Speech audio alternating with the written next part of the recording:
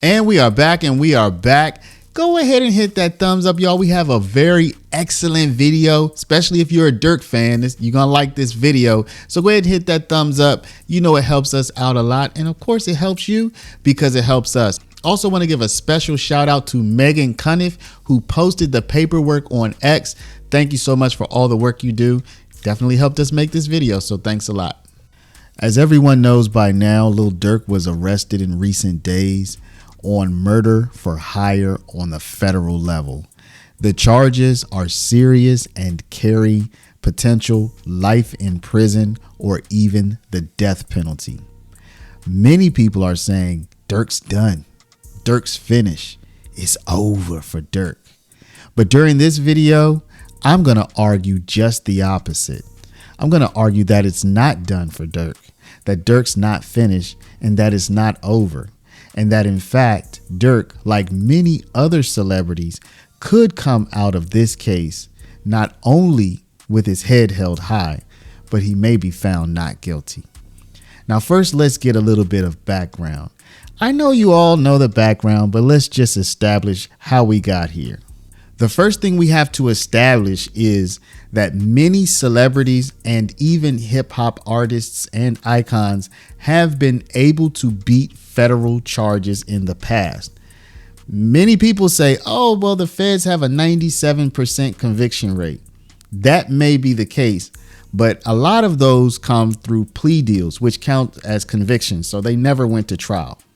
And remember, with that 97% rate that people like to talk about, most of those cases are not against people with money, millionaires who can fight, and they're not against people with a popular presence or popular support. Why does that matter? Because essentially the feds can railroad people into taking plea deals because they don't have the money or support to fight the charges. So that's number one. Now let's move on to a very popular case of someone who was in a very serious federal indictment, Irv Gotti and his brother, who in the early 2000s faced federal money laundering charges. And guess what? They beat those charges because, again, you have to convince a jury as a prosecutor. You have to convince a jury beyond a reasonable doubt of the guilt of the accused. And as the accused, you really wouldn't even have to defend yourself at all if the prosecutor is not able to make that case to the jury. In other words, if the prosecutor's case is not convincing beyond a reasonable doubt, in theory, you would never even have to say anything and the jury would find you not guilty. So remember, the burden of proof here is going to be on the prosecution. It's not going to be on Durk and his defense. So with that in mind, we're going to look at 5 different areas where Durk and his legal team can challenge the case presented by the prosecution. And if they're successful, weaken the prosecution's case. The first they're going to want to do is challenge Durk's intent and or knowledge as it relates to Lil Pab's unaliving. And y'all know this is YouTube, so we're going to be using that word, unaliving. So the defense argument is going to be that Durk did not intend to engage in or promote criminal activity, and he lacked any knowledge of the specific plans for the alleged unaliving for hire. Now, this may seem somewhat unbelievable, right? You may say, how's he going to argue that? But remember, we just saw a situation just a few months ago where Julio Fulio was unalived by members of a rival gang, and the leader of that rival gang was not arrested. So why wasn't the leader of the rival gang arrested? The leader being a famous artist, but I'm not going to say his name. Why wasn't he arrested? Well, apparently the authorities did not think they had enough evidence or information to link him directly to Julio Fulio's unaliving. So what can we draw from that?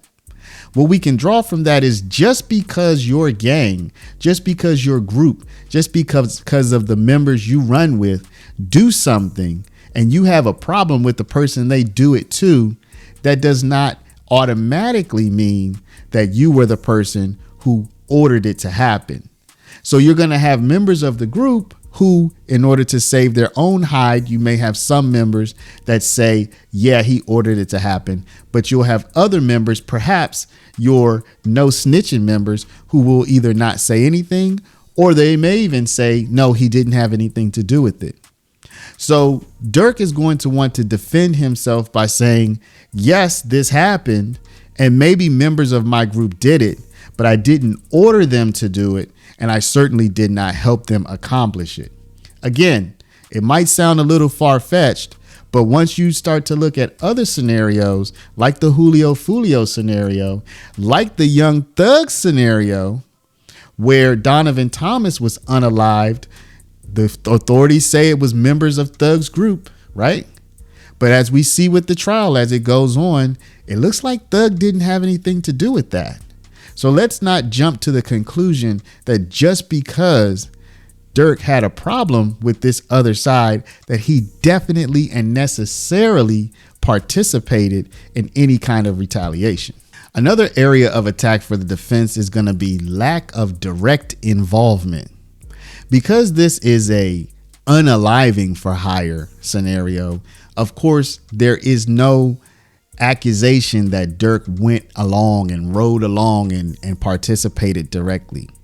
But the feds are going to have to show that not only did Durk order this unaliving to happen, but that he also had direct knowledge of it, and perhaps even that he offered some kind of payment, compensation, remuneration, etc.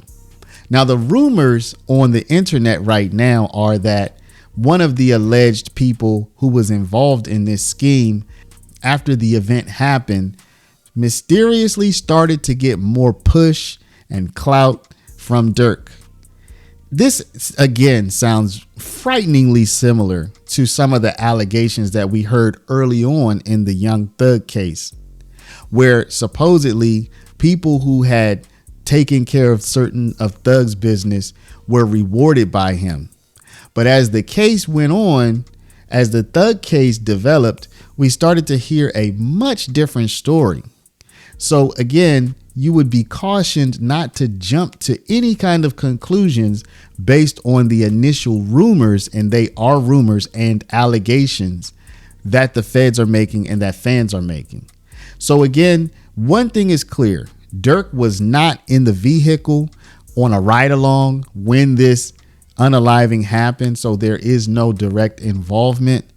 And in order to show that he was directly involved, the feds are going to need to produce some kind of documentation where he ordered something, where he paid for something, or where he at least condoned something, where he compensated people for doing what they did, or something along those lines. Another area of attack for the defense is going to be the fact that much of this is circumstantial evidence. There's a huge rumor going around the internet right now that certain items used in the scheme were purchased with OTF credit cards. So I'm sure that much of what OTF members used for many, many different things that were totally legitimate things were purchased with OTF credit cards. The question is, who had access to an OTF credit card? Who had the ability to make a purchase with an OTF credit card? Was it only Durk who had the ability to make such purchases? Did Durk make these purchases with some malicious intent, or did he make the purchases with legitimate intent? Just the fact that Durk made purchases, or someone made purchases supposedly with an OTF credit card, sounds mighty similar to the car that Young Thug rented that was used in the unaliving of Donovan Thomas. It sounds so similar. It sounds like, oh, the big guy's out there making purchases so that his minions can run around and unalive people. But as we've seen in the Young Thug case, that really didn't go down the way that we initially were told. So again, there's a lot of jumping to conclusions with this Durk case. Oh, Durk is done. They used a credit card. Well, Thug probably used his credit card when he rented that Q50 that was supposedly used in the Donovan Thomas unaliving. But as you watch the trial, you say, hold up, that actually wasn't what they initially told us. So we need to be cautious, right? We need to be cautious about how excited we get when we hear certain of this information. Another thing people are saying that the defense is going to have to contend with is, oh, well, Durk, he self-snitched in his songs. A lot of these are the same people who would say that you shouldn't be able to use lyrics against an artist.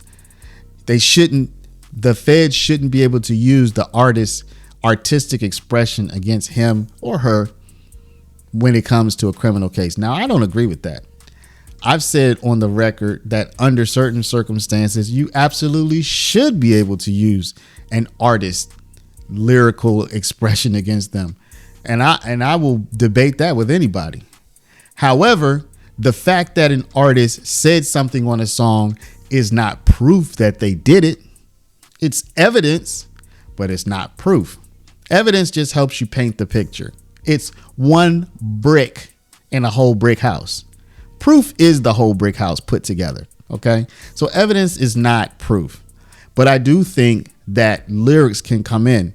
But as we can see, again, going back to the Thug case, you have lyrics about something that happened. Doesn't mean you did it. It doesn't mean that it's going to be easy to convince the jury that these lyrics mean you did it. Because at the end of the day, artists make money off of what they say. And oftentimes they talk about things that happen in the real world in a form of self-expression. So again, taking it back to the Thug case, I don't think it's that easy to convince a jury that your lyrics that you say out of your mouth mean that you did something yourself. And in fact, I think when you take the totality of somebody's lyrics, it's easy to show that a lot of it is just BS and cap. And I don't even use the word cap, but I'm using it now. Okay. So the fact that the lyrics may come in, I think is a double-edged sword against the prosecution. I don't know that they'll use them, but if they do, I believe it could backfire. And we've seen that again in the Young Thug case. And as it relates to the music and the lyrics, that also goes for social media. This is a business. People get paid to portray a certain image. And I really don't think that it's going to be that easy to convince a jury to selectively take into account these lyrics or these social media posts and not the others. And when you take it into account as a whole, you'll see that it's more image creation than anything. For anybody who has been following the Young Thug case, you should absolutely take a look in the mirror before you start saying Durk is done. Yeah, I get it. Thug's case is a Georgia state case, and the Georgia state prosecution is not the feds, and the feds have their 97% conviction rate, blah, blah, blah. That's not the point, y'all. The point is that we've seen enough from these prosecutors who initially tell us that they have a Trump type case and they drop these little gems and we say, oh, they got him now. And then when we see the evidence, sometimes it's almost the exact opposite of what we expected. So was Durk about to get on a plane and try to go to Dubai or Switzerland or France or Italy or the moon? We don't know, y'all. We don't know what would have been the reason that he would have booked 3, 4, 5, 10, 12 different flights at a time. We don't know what kind of business he may have had in this place or the other. We just don't know. This that's happening now, these dropping of these little jewels, is to sway public opinion, and everybody who says Durk is done is swayed.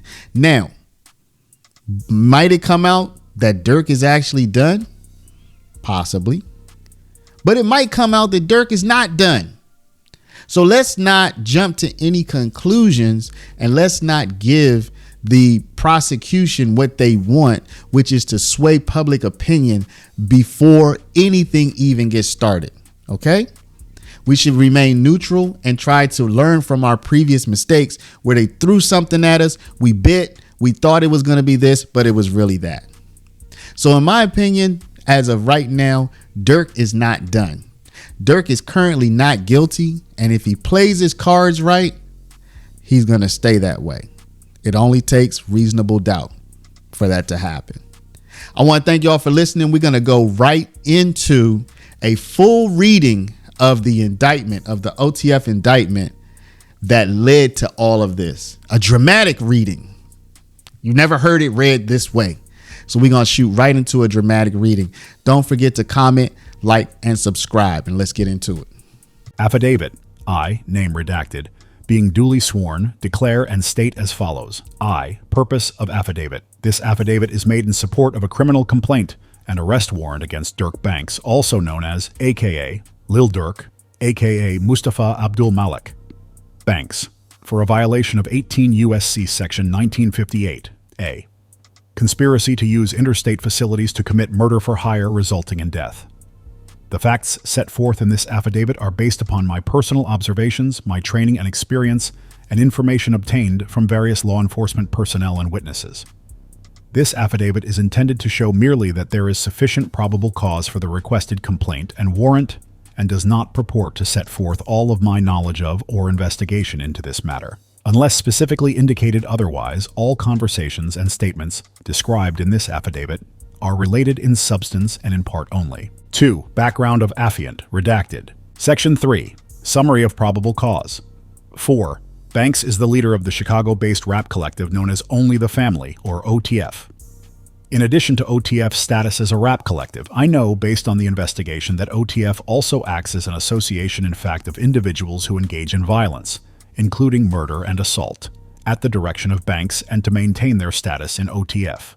For example, based on evidence collected during the investigation, including the interview of witnesses, 1. I know that Banks put a monetary bounty out for an individual with whom Banks was feuding, named TB. As detailed below, on August 19, 2022, multiple OTF members and associates used 2 vehicles and worked in tandem to track, stalk, and attempt to murder TB at a gas station located in Los Angeles, California.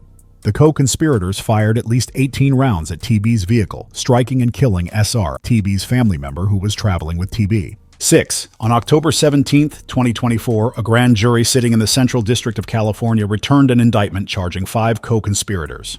Kayvon London, Grant, DeAndre Dontrell Wilson, Keith Jones, David Brian Lindsay, and Asa Houston, with crimes arising from the murder including murder for hire and conspiracy to commit murder for hire resulting in death, in violation of 18 U.S.C. Section 1958, A. Banks is identified as co-conspirator 1 in the indictment, which is incorporated herein by reference. 7. Based on the investigation and as described below, evidence shows that Banks ordered TB's murder and that the hitmen used Banks and OTF-related finances to carry out the murder. For example, bank and flight records show that an OTF member and close associate of Banks, co-conspirator 3, coordinated and paid for Jones, Lindsay, Wilson, Houston, and another OTF member, co-conspirator 2, to travel from Chicago to California on the day before the murder, August 18, 2022. Co-conspirator 3 paid for the flights, using a credit card linked to Banks and OTF. Around the time that co-conspirator 3 purchased the co-conspirators' flights to California, iCloud records show that a phone number associated with Banks texted co-conspirator 3, "Don't book no flights under no names involved with me." 8. Additionally, on the same day that the hitmen traveled to California from Chicago, Banks also traveled to California with another charged co-conspirator, Grant, on a private jet. Later that day, Grant purchased ski masks for the shooters to use to commit the murder, and paid for the other co-conspirators' hotel room using a credit card in Banks' name. 9. Earlier this morning, October 24, 2024, federal and local law enforcement executed multiple search warrants at locations associated with OTF members in and around the Chicago area, and arrested Grant, Wilson, Jones, Lindsay, and Houston. After executing the warrants, the FBI learned that Banks had been booked on at least 3 international flights, scheduled to leave the United States today. When Banks arrived near one of the departing airports, he was arrested by law enforcement personnel. Section 4. Statement of probable cause. 10. Based on my training and experience, my personal involvement in this investigation, conversations with other law enforcement officers, witness statements, and review of reports and other documents prepared by law enforcement officers, I am aware of the following. A Chicago-based hitmen traveled to Los Angeles to murder a rival of Banks 11. On October 17, 2024, a grand jury returned an indictment charging Grant, Wilson, Jones, Lindsay, and Houston with murder for hire and conspiracy to commit murder for hire resulting in the death of SR, in violation of 18 U.S.C. Section 1958A, and discharge of firearms and machine gun in furtherance of a crime of violence, resulting in death in violation of 18 U.S.C. Section 924C, 1A. The grand jury also charged Jones with possession of a machine gun in violation of 18 U.S.C. Section 922-0-12. As alleged in the indictment, on August 19, 2022, SR and others, including SR's family member, TB, a rap artist known as QR, were near their vehicle at a gas station across from the Beverly Center in Los Angeles when 3 gunmen opened fire on the vehicle. Killing SR law enforcement personnel subsequently recovered 18 shell casings from the murder scene. 13. At the time of the murder, TB had a public feud with Banks, aka Lil Durk. Banks is a Chicago-based gang member and leader of the rap collective known as Only the Family, or OTF.2. The feud stemmed from a November 6, 2020 murder, where an associate of TB shot and killed an OTF rapper named Davon Bennett, aka King Von. Bennett was a member of OTF and Banks' close friend. 14. According to open source reporting and witnesses, Banks placed a monetary bounty on TB's life. 15. Based on the investigation to date, including open source research, my training and experience investigating gangs and violent crime, and witness statements, OTF is a hybrid organization that functions as a Banks-led music collective and a gang. Based on the investigation to date, including conversations with other law enforcement agents and witness statements, Houston and Wilson are associated with OTF, and Lindsay and Jones are associated with other gangs in Chicago. B. The hitmen travel, using funds, linked to Banks 16. I know the following based on my review of LAPD police reports, surveillance footage, bank and flight records, witness statements, and homicide detectives from the LAPD and federal investigators involved in this case. A. On August the 18th, 2022, the day before SR's murder, OTF members learned of the location of TB from a longtime OTF affiliate, co-conspirator 4. After OTF members learned this, the following men took a one-way flight from Chicago to San Diego: Jones, Lindsay, Wilson, Houston, and co-conspirator 2. B. The one-way tickets to San Diego were purchased using an American Express credit card ending in -2039 and in the name of co-conspirator 3, who is also associated with OTF and Banks. Based on records from Apple, I know that on that same day, a number ending in -9595 believed to be associated with Banks 4 sent a text message to co-conspirator 3 stating, "Don't book no flights under no names involved with me." C. Based on my review of hotel records, I know that Grant rented and paid for a room at the Sheraton Universal Hotel in Universal City, California on August 18th, 2022 using an American Express card in Banks' name ending in -1015. Jones, Lindsay, Wilson, Houston, and co-conspirator 2 stayed at the hotel the night before the co-conspirators tracked, stalked, and attempted to kill TB. D. Based on my review of bank records, I know the -2039 and -1015 credit cards were issued under an account belonging to OA and Astronaut Sounds LLC. Based on public information, I know that OA was Banks' manager in or around 2022. Georgia Secretary of State online corporation records show that Astronaut Sounds LLC was initially registered by OA in 2017. A request of amendment was filed in 2021 and a new manager, Banks, was added to the business. The bank records also showed that the Astronaut Sounds' American Express account had 4 credit cards issued to 4 individuals: Banks, co-conspirator 3, Banks' father DB, and OA. E. Based on my review of records from a private airplane company, I know that Banks and Grant flew on the same airplane from Los Angeles to Miami on August 16th, 2022, and back to Los Angeles on August 18th, 2022, the day before SR's murder. Records from a rental property show that Banks manager OA rented a house in Encino, California from July 1st, 2022 to October 1st, 2022. Based on investigators' review of photographs of the interior of the Encino rental, I know that video footage from an August 18th, 2022 podcast shows the host of the podcast with Banks, wherein Banks appears to be inside the Encino house. F. On the day of the murder, August 19, 2022, surveillance video shows TB, SR, and others leave their hotel in Los Angeles and enter a black Cadillac Escalade, the Escalade. Surveillance video taken from numerous locations throughout Los Angeles, including TB's hotel and the gas station where the murder occurred, show that 2 vehicles followed the Escalade for hours leading up to the shooting. G. One vehicle was a white BMW, murder vehicle 1, 5, and the other was a white Infiniti, murder vehicle 2. Among other things, surveillance video from the murder scene shows murder vehicle 2 park in an alley behind the gas station, where 3 shooters wearing black masks exit the vehicle, later identified as Jones, Lindsay, and co-conspirator 2, walk to the gas station, and then open fire on the Escalade. The shooters then ran back to the murder vehicle 2 and drove away. Murder vehicle 1 drove away from the area just minutes before the shooting. Approximately 50 minutes after the shooting, surveillance video from an In-N-Out restaurant in Los Angeles shows Grant, Jones, and Wilson arrive in murder vehicle 1. The video also shows Lindsay and co-conspirator 2 arrive at the In-N-Out in a black SUV. Based on a comparison of surveillance video showing the murder to a video from the In-N-Out restaurant, law enforcement identified 9 that Lindsay, Jones, and co-conspirator 2 were the individuals who opened fire and killed SR.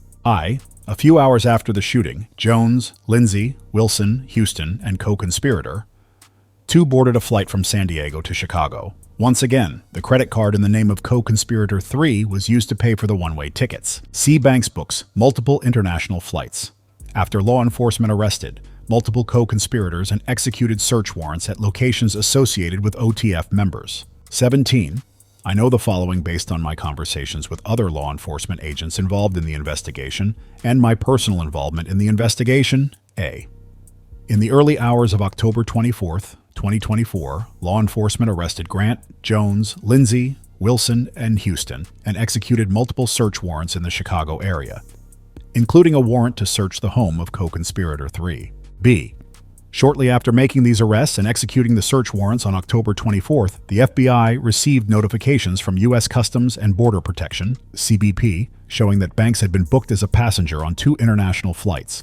A one-way flight from Miami to Dubai, United Arab Emirates, UAE, 6 connecting through Doha, Qatar, scheduled to depart the evening of October 24th, and 2, a one-way flight from Fort Lauderdale to Switzerland, connecting via New Jersey, also scheduled to depart the evening of October 24th. Banks did not board either flight. At approximately 6:40 p.m. ET, the FBI received an additional CBP notification that Banks had been booked as a passenger on a private plane departing Miami and destined for Italy, scheduled to depart at approximately 9 p.m. ET.